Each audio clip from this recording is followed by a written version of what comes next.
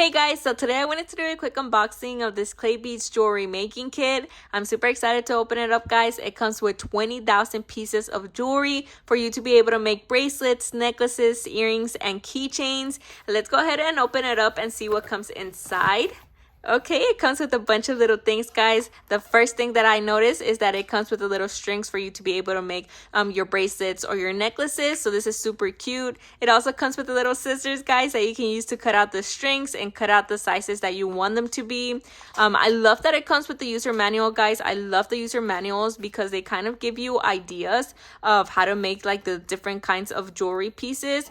So I really like that. Now we have the beads here, guys. They come in different colors, so that's super cute. We have the green ones here.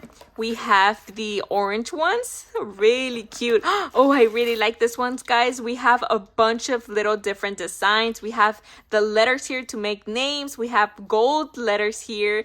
We have hearts, happy faces, smiling faces here, different types of beads. We also have seashells. That's so cute. And we have little I think these are for like to make the earrings, so that's very cute. And these are all like gold types of beads, super cute. We also have pink ones and purple ones, very pretty.